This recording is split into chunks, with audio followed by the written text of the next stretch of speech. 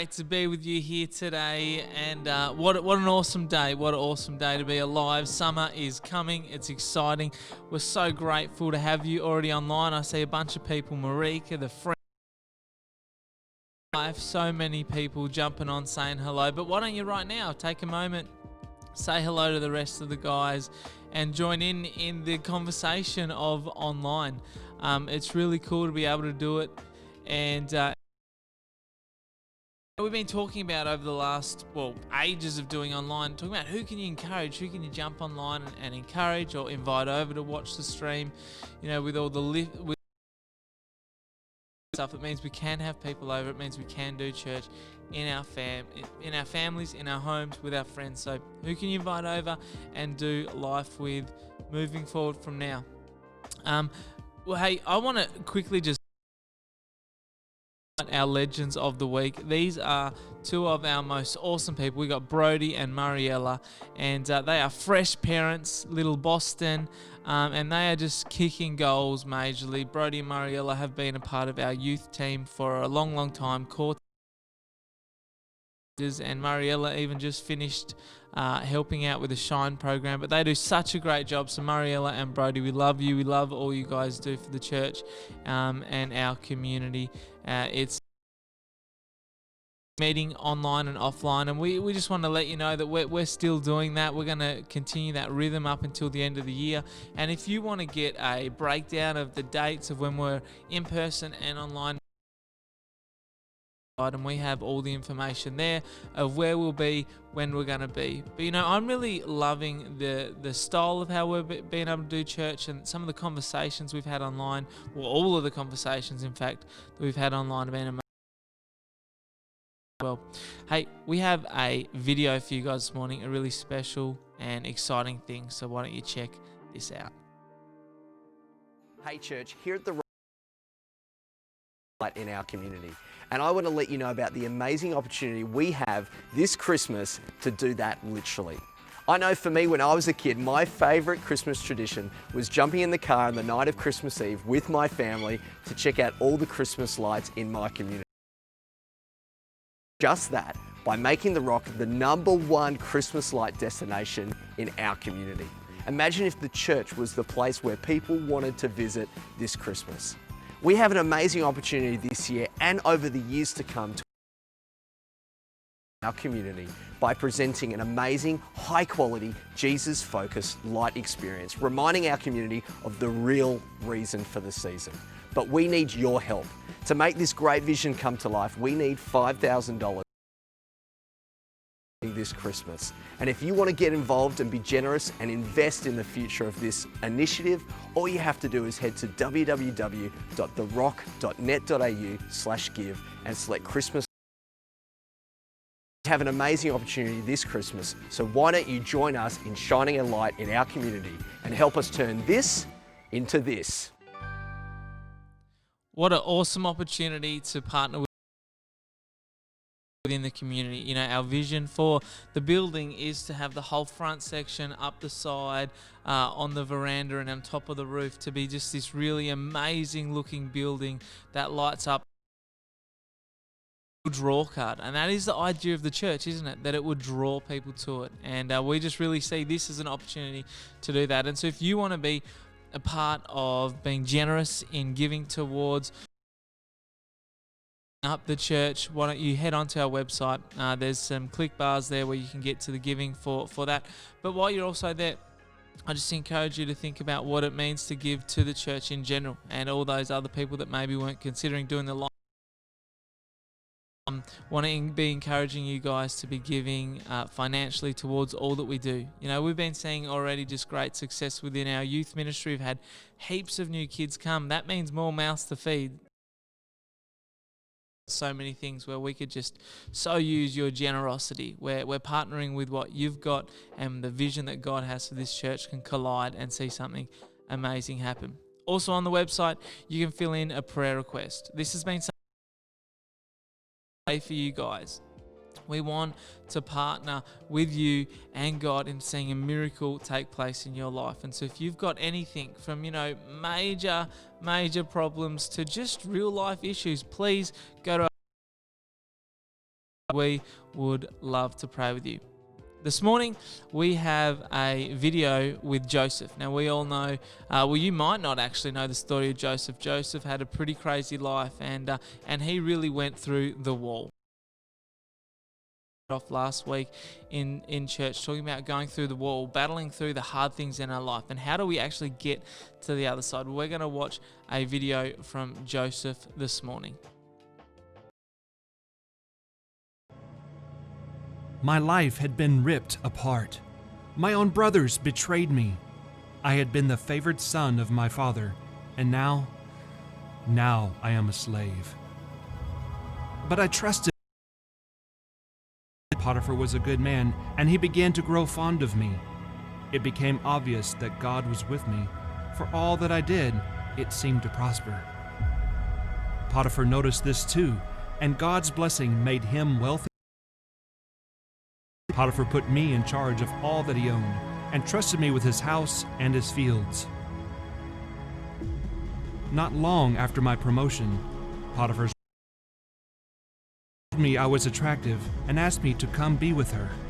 I said to her that although I was in charge of everything in Potiphar's home, I was not allowed to be with her, and it would be a great sin against my God. She continued to ask me every day, but I refused. House, working on the day's duties. I had sent the other servants away for the day.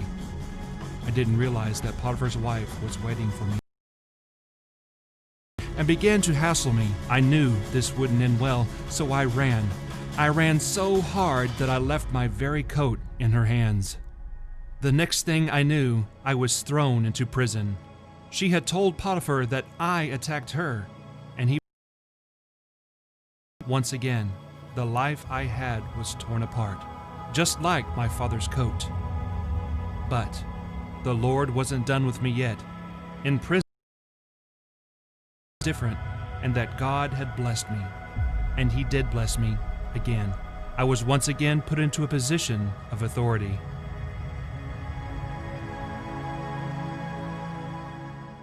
The story of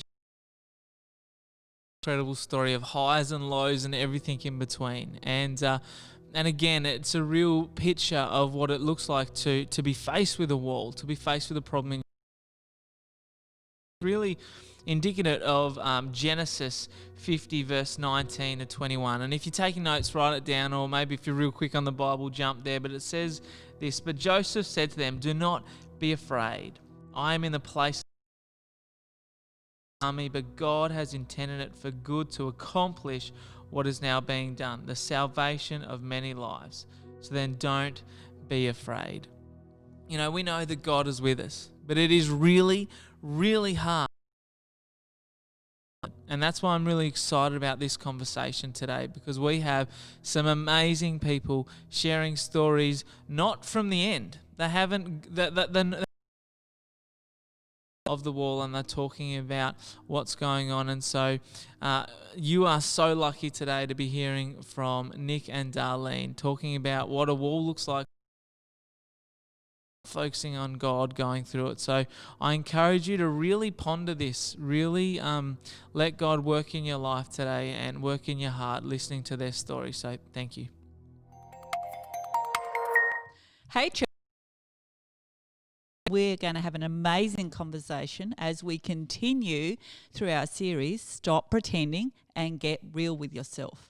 Now, I believe that life is a journey where we get the invitation to actually love ourselves so that we can love others. And it's not easy, and it's a big call, and we get the opportunity to express by love or other stuff, but also just to learn what it is to love. And the lesson that we're going to learn about today is actually going through the wall. So what is that? Well, the contemplatives of old would call it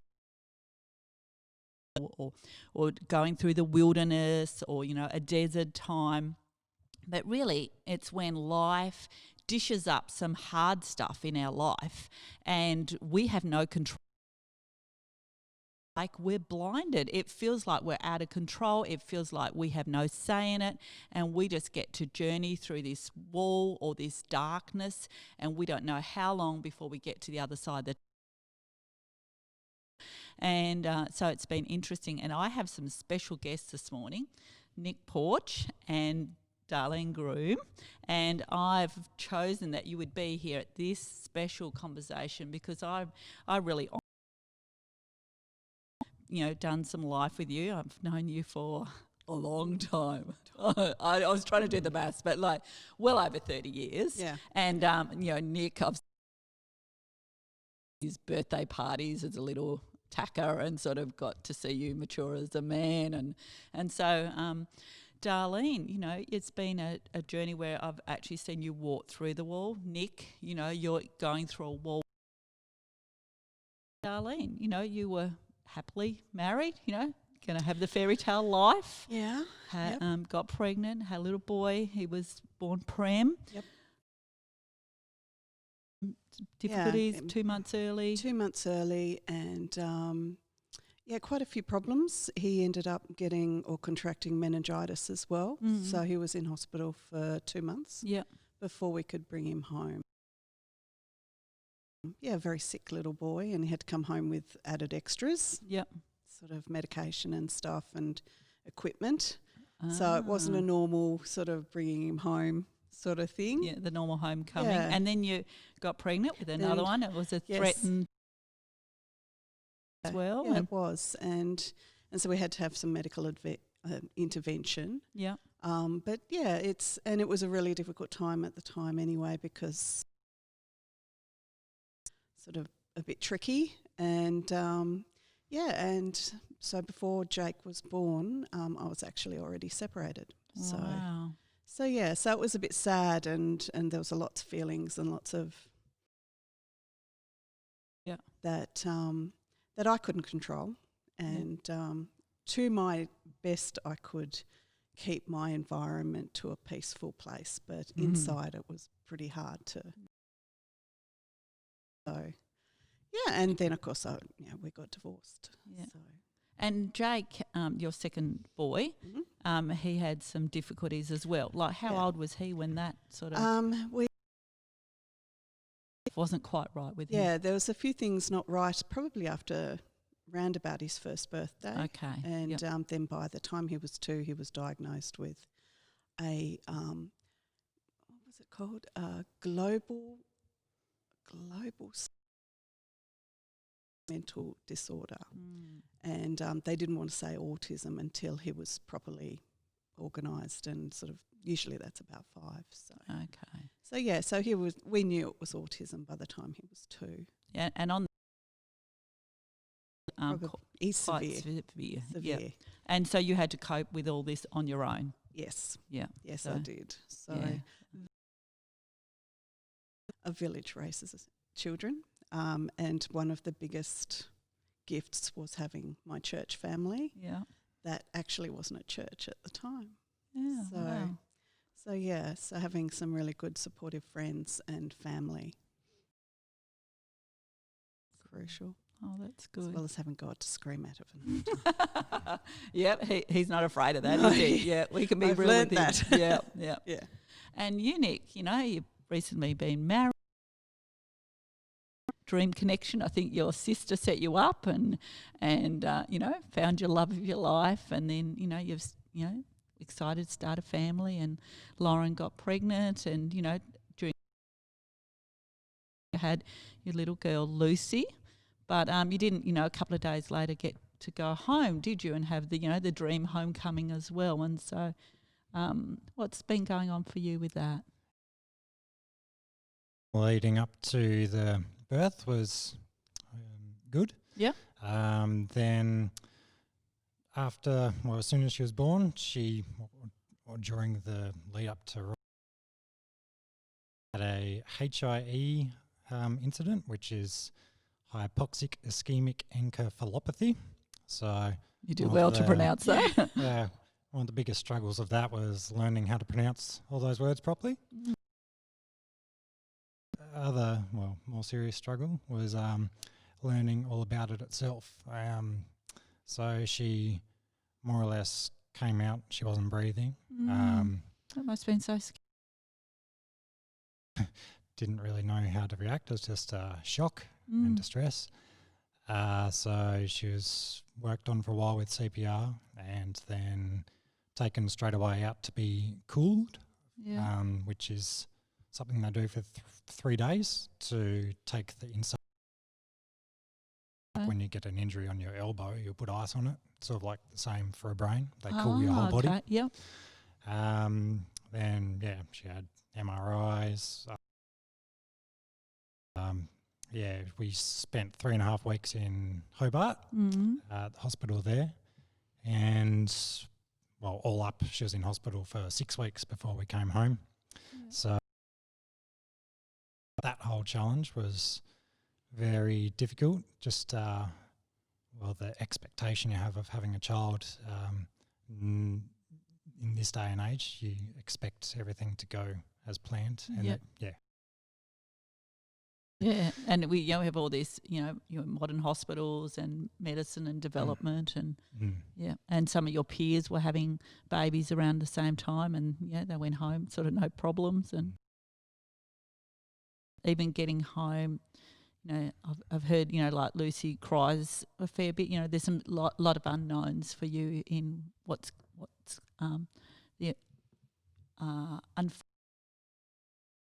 her. Yeah, as in is that just a normal baby cry or is it because of the insult on her brain? Yeah. Because, she's got some brain damage that'll affect her motor skills. Yeah. So it's going to be see how much she's affected, but lots of unknowns. Have you found, like Darlene was, said she sort of yelled at God or, did you say that? Yeah. Yeah. Like, have you had some sort of moments with God happened here or? I've wanted to. Yeah. But I came to a realization quickly that bad things happen. Yeah. And it's sort of the wrong expectation in a way, like to assume that these things can't happen to you and that trusting God. And I felt like if I went down an angry path, then that would be a bit, destructive on my soul. Like, definitely helped. It's sort of deepened my relationship with God to, try and find understanding in the situation. It's a real point of choice for you, like how you were going to either be angry at God or to choose something. Yeah, I kind of found that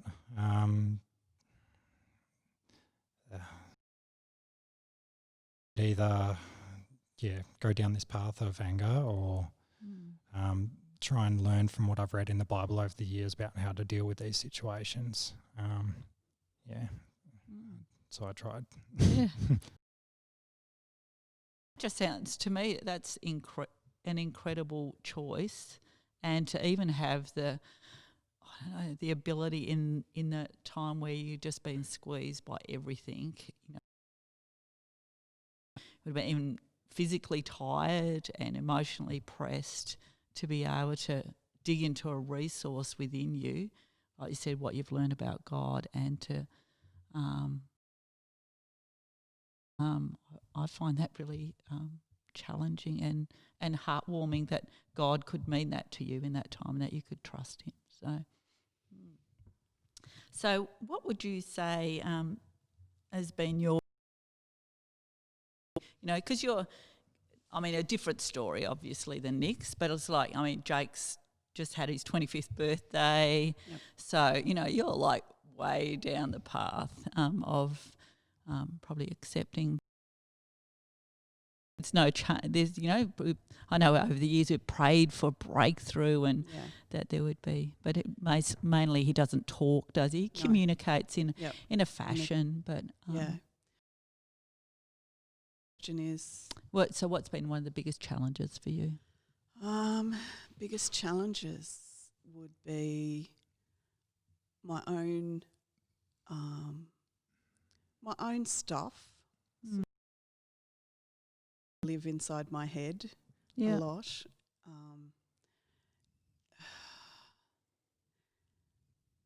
Also, what other people to me. Mm. You should do this. You should try that. It's very hard when you've got a child with special needs. Mm. You've got lots of people giving you, their great advice sort of thing. When it was all happening, I did everything. I did iridology. I did all of, because I felt that's what I had to do for Jake. But it was a reminder from me. It was someone from church, but I don't know who said it. What's your priorities for Jake? Mm. I just want Jake to be happy and safe. Mm. And so everything that's projected onto me, any advice or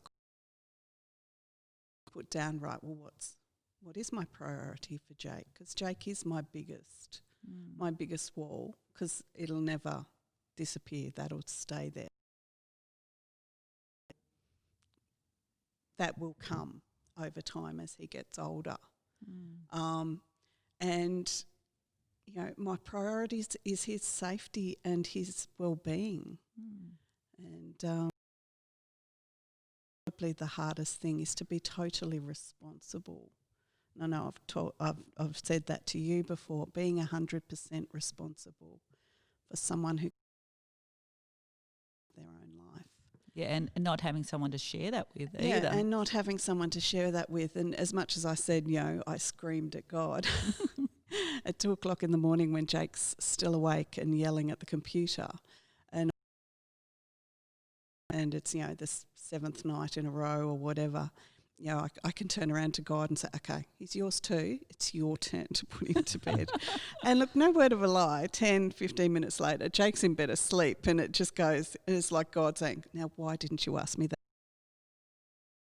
So it's, but that's the wall. The hardest thing is the fact that my wall probably won't finish. Yeah.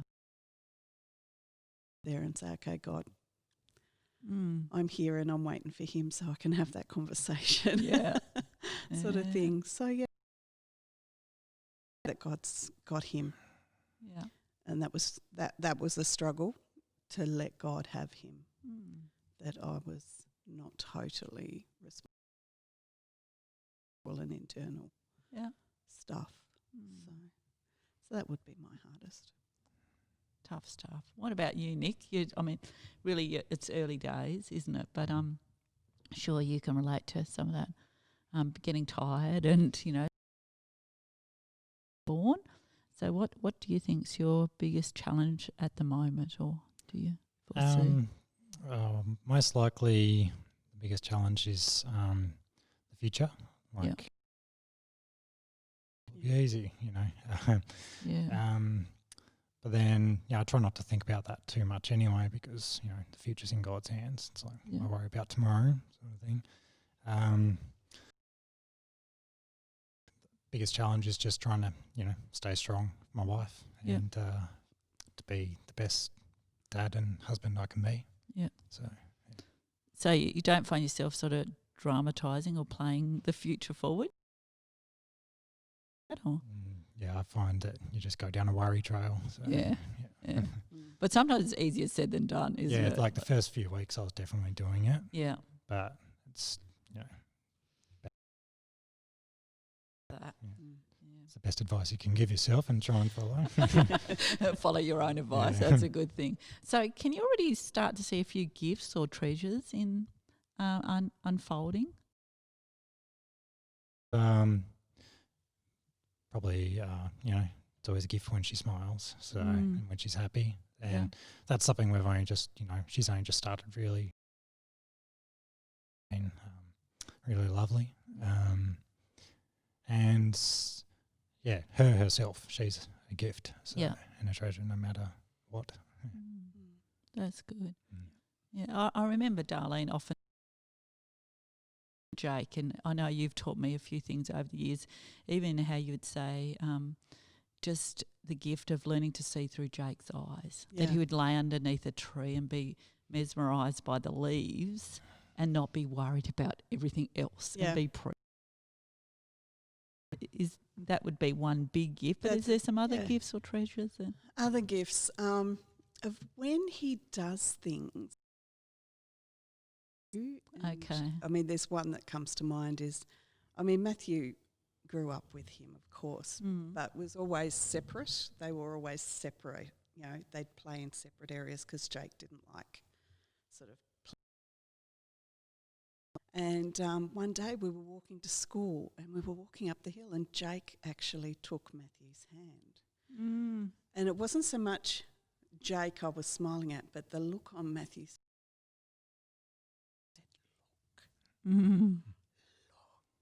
yeah, he was just, and he just, because he'd, you know, Jake had actually held his hand.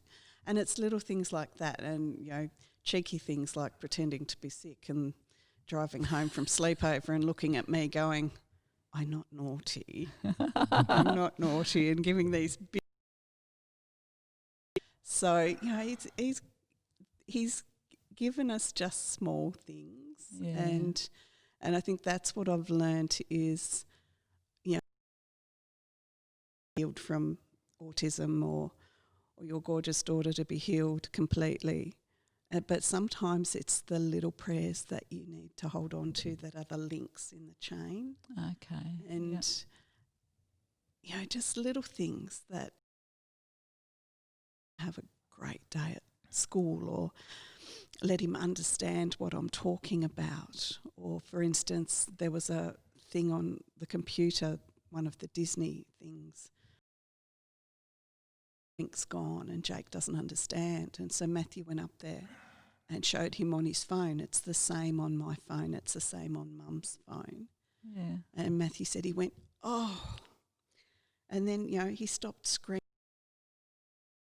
after 5 minutes. And we went back up there and he'd worked out, okay, so I can't have that. And so, you know, I'd been sitting out in the lounge room saying, please, Lord, let him understand. Please, Lord, let him understand. And so it's those little prayers. It's those praying for the symptoms, not the whole thing. Yeah. It's praying for the symptoms. So do you made you pray smaller prayers? Oh, yeah. But greater. This is what I'm hearing. Yes. But your gratitude or your is greater. Yes, and Yeah. it's more intentional. Information you know, for me, the more information I know, that means the more information I can give God, which means my prayer means that little bit more. Or not that it means more, but it makes me feel like, okay, I can't fix this, but this is what I can do. I can pray for this, you know. It may come true, may not come true, but God, right, you did all you could. You did all you could, and that's the relief for me, is that if I haven't prayed for it, then I haven't done everything that I could. As soon as I could. Yeah. So So for would me, that that's be your biggest lesson? Oh, yeah. Or is there Yes. some other lessons? Or patience. The one thing I wished that I'd done when the boys were little, but it was really hard because I was on my own, is for them to hear me laugh. Because I laugh at them, but I'm not sure that they got that I was laughing, sort of thing. Yeah, I think the boys grew up, and Matthew and I have talked about it. So if it's one thing I can say, let her hear you laugh. So She's been hearing it. Oh, good, good. Yeah, no, it's the one thing I regret is that, yeah, I didn't have YouTube to.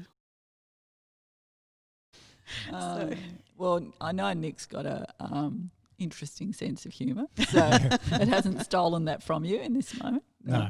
No, I think that picture you put up of Lucy reading some Church history. church history, which she chose, of Yeah. course. I like that. So, yeah. So, would you say that you were beginning to learn some other lessons too, Nick? Or Yeah, one I definitely just a couple of days after her birth was hearing about this guy's story in a podcast, and I don't know the quote off by heart, but I'll just share it. Yeah. It definitely. I turned off my phone. It definitely helped in the situation. I'll just give my Paraphrase version it. of it. Yeah, yeah. About in bad situations to see past them and just try and find attitude instead of misery in the situations. So that really helped see things in a different perspective while I was going through stuff at the hospital. Yeah. Just to keep focused on finding something that you're grateful for and working on that. Mm. I was reading early this morning actually about gratitude, but like joy lights, then like a floodlight. And so there's actually just lots and lots of little moments in our life, and gratitude and trust, we get to string them. It sounds like, in your guys' stories, it's actually about identifying those little things, and they're the things that bring you joy, instead of like the overarching joy that you would have a healthy baby and bring home things what everyone else does. So you've got to search a little bit more for them, don't you? Yeah. So do you feel like God's inviting you to a different space, perhaps through this difficult? I would say so. Definitely, I've found the idea of working on that, just to understand it a lot more inviting, I suppose, because this is the first sort of real situation I had to suffer for something like that's something I haven't envisaged. Yeah. Like I've made plenty of decisions where I've made suffering my own doing, but this is something out of my control, and doesn't cause us to suffer on our own. And so I've definitely found comfort in God's word, and at the beginning of 2 Corinthians 1:4, I think. He gives comfort to us, so then we can, this is paraphrased, he gives comfort to us so then we can then give comfort to others who are going through struggles. And I've other believers who have had the same sort of situation happen to them with their children. They've given comfort to me, and being able to learn from their situations, and it's been able to help me in it.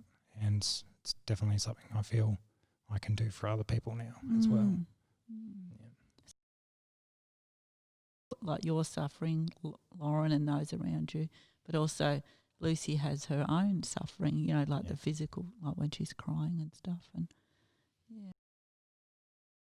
appreciate you sharing that, Nick. That's a big thing. Yeah. What about you, Darlene? What's been the invitation from God? Invitation from God has been His presence, but also that He's not just in my presence. He's,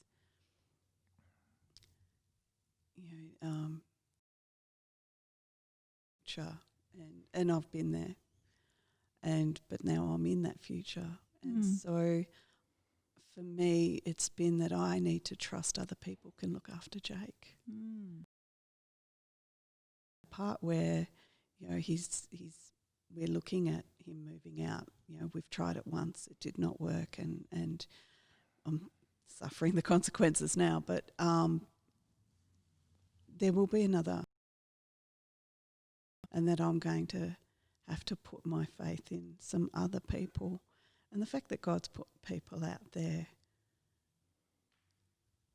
to feel that special way about they're disabled or not, but especially for disabled people as they get older, And that's brought me to people, not just in my own sort of little sphere, but where I see him in community, whether they go to church or not, but whether that I see other people through his eyes. An interesting journey. That's a big invitation from God. Yeah, to see their care, the concern in their voice if something's gone wrong or what have you. That I've got builders at the house at the moment, and they are so aware of Jake to rooms for Jake. Wow. And he, they've involved Jake sort of thing when they're there, and they're not scared of him because he's quite the wall. His own presence. He has his own presence, quite yeah. the big presence. Yeah. And it's just, it gives me a sense of that other people can think and see Jake the way I feel and want them sort of to feel. That's about him. beautiful, Darlene. Yeah. I've really enjoyed talking to you guys today and just hearing a little. And I know there's so much more. There's so much more to your joy, but there's also so much more to your pain and to what you're going through and have been through. And I feel privileged that you have shared it with us today. And life here at the Rock of Stop Pretending and actually getting real with ourselves. And it takes courage to share from that deep place of where we're at. And going through the wall is that we use these circumstances, they come at us, and we feel like we're in the dark, we can feel like we're blinded. But I think today we've heard about how we can trust God in the we don't know how long it will be, but God is faithful and God is present in our circumstances. So thanks, church. I hope you found that encouraging, and that you too, whatever you're going through, know that God is with you. What an amazing conversation. Nick and Darlene, thank you. And I really mean that. Thank you so much for your gracious wisdom, your vulnerability, and just your honesty about. And I know I found that very challenging and almost comforting in some areas. But I want to pose the question to everyone watching: what walls are you either faced at now or coming in the middle of it? What are you going through? And I think of the beautiful way that both Nick and Darlene just took on their, not being blaming, but just choosing to find them beautiful moments. I want to encourage you. We're going to have a moment to worship. I want to encourage you to really ponder and consider for yourself, what is that to be trusting God? What does it look like to be focusing on the positives? What does it look like to really lay your faith at His feet and let Him take control? So we're going to have a moment and really think about that for ourselves, because at the end of the day, we do these stories and we hear these amazing insights from people to encourage us in our own situation. So take that and pray that God would move in your life. When darkness seems to hide His face, I rest on changing grace. Through every high and stormy gale, my anchor, the veil.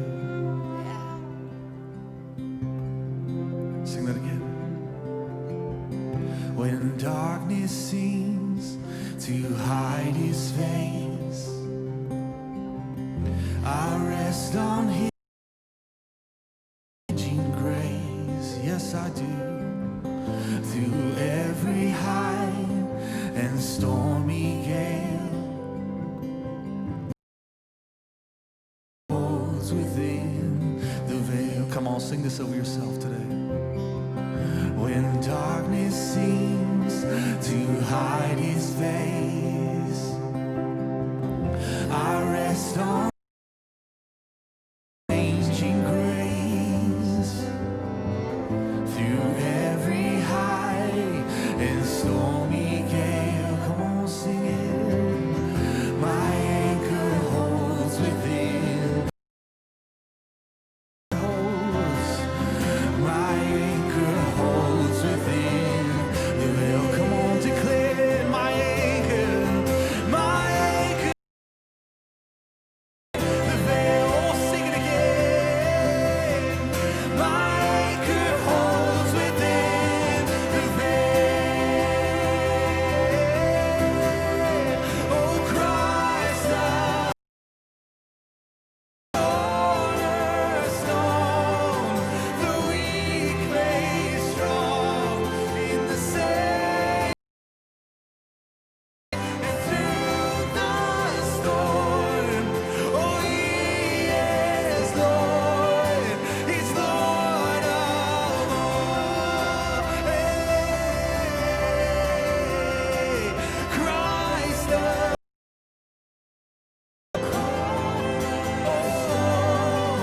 the weak made strong in the Savior's love, and through the He is Lord, He's Lord of all.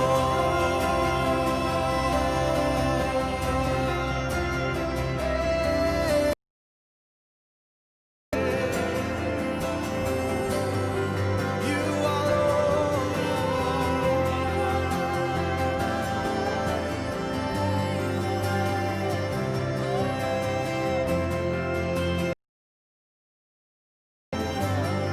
yes, you are Lord of all. You are Lord of all. You are Lord of all. Yes, you are Lord of all. Over our cities, you are Lord of all.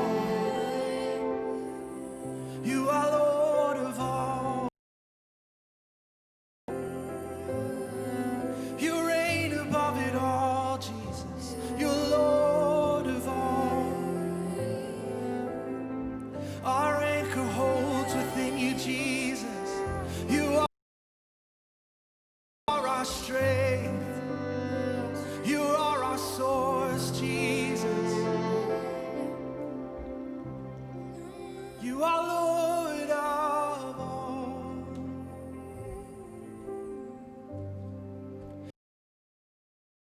Of all. You are Lord of all.